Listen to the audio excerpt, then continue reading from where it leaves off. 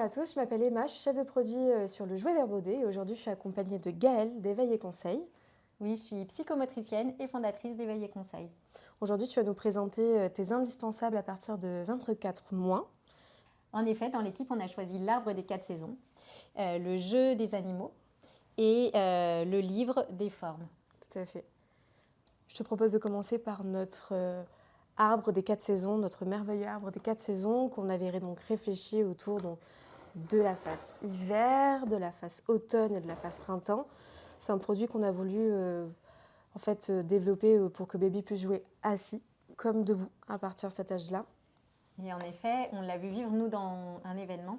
Et on s'est rendu compte que finalement, que l'enfant ait 18 mois ou que l'enfant ait 4 ans, il prenait beaucoup de plaisir à jouer ensemble et se relier autour de ce jeu. C'est ça, parce qu'on peut le présenter sur une face à chaque fois différente pour en plus apprendre les petites saisons. J'aime beaucoup cet arbre. En effet, il propose plein de choses finalement. Si on le regarde d'un point de vue psychomoteur ou d'un point de vue même de l'orthophoniste, finalement, il permet à la fois d'enrichir le langage et le champ lexical. Vous avez à poser des animaux, vous avez à poser les fruits, les légumes se rapprochant aux différentes saisons. Et donc, tout ça va permettre de pouvoir engager aussi une conversation avec son enfant. Et on se rend compte aussi que l'enfant va partir de son imaginaire, en fait. Parce qu'à 24 mois, il y a cette explosion du langage, il y a cette explosion de la créativité. Et l'enfant va commencer à se raconter plein de petites histoires. Et en ce sens, on trouve très intéressant le fait que, il y ait différentes saisons pour bien évidemment aussi apprendre à l'enfant qu'il faut la chérir, notre nature, et la préserver. Et ça lui permet aussi de trouver une notion temporelle qui va être très intéressante. Et puis venir enrichir, comme beaucoup des jeux que vous pensez, toute cette motricité, faire du lien de cause à effet. Il y a la question du petit oiseau qui part par exemple, de son nid, qui va là, se poser sur une branche. Qui est sur une branche et qui revient dans son nid, donc sur la phase printemps. On a fait un petit peu gaucher, hop, juste là.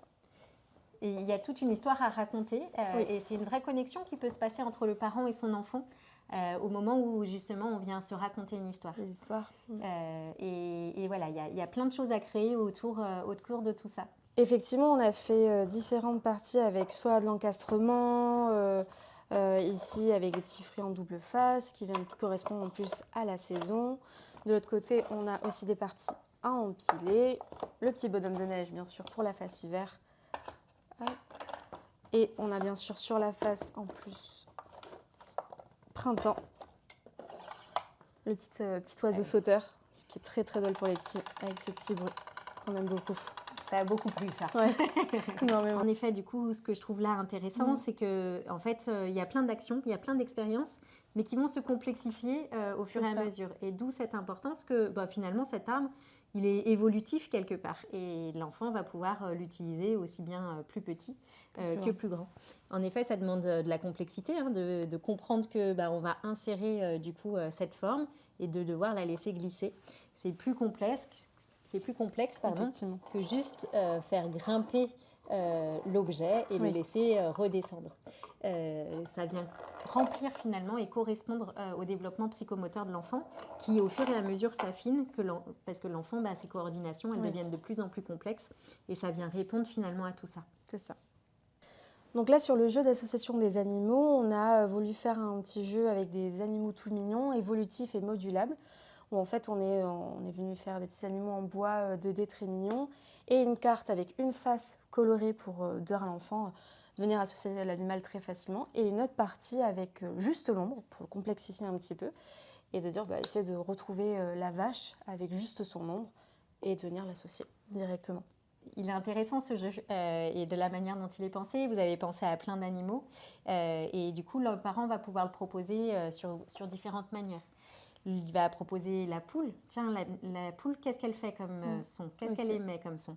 ça va venir enrichir forcément le champ lexical de l'enfant, le vocabulaire, mais aussi voilà, tous ces sons qui vont résonner en bouche et permettre d'affiner justement tout cet espace-là qui est très important dans l'articulation notamment.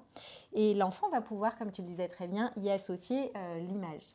Alors, en y associant l'image, tu le disais très bien tout à l'heure, ça va être au démarrage assez simple pour lui, Oui, à condition qu'on lui mette une optimisation. On va lui proposer d'abord 2 cartes, puis après 4 cartes, puis on va faire évoluer comme ça. Quand l'enfant va pouvoir accéder à toutes les cartes, alors là, on va pouvoir aussi proposer sur de la représentation, on appelle ça de la représentation visuelle, le fait que du coup, l'image ne soit qu'une ombre finalement, et l'enfant va devoir apposer son animal. Tu le disais très bien, ça permet de complexifier finalement ce jeu et le rendre vraiment évolutif. On peut aussi l'utiliser en mémorisation. Aussi, voilà. tout à fait. Et ça peut être intéressant en ce sens. L'enfant va devoir se concentrer suffisamment pour pouvoir retrouver aussi les cartes et y associer donc les animaux. Nous, on aime bien dans l'équipe, dès lors que du coup un jeu est évolutif, l'enfant s'attache à ces jeux et c'est important pour lui de pouvoir les conserver le plus longtemps possible. Et donc du coup, là, c'est une proposition qui est très intéressante. Et donc le dernier produit qu'on propose donc maintenant, c'est le livre des formes et des couleurs, où en fait on est venu essayer de faire différents petits univers par couleur. Par exemple là la page rose et rouge, noir et jaune, ici bleu et orange et vert et violet par exemple. Et ensuite il y a différentes formes pour évoluer un petit peu, faire plus complexe, sur des formes aussi à associer en feutrine, avec ici des différentes matières un peu padées qui sont assez intéressantes.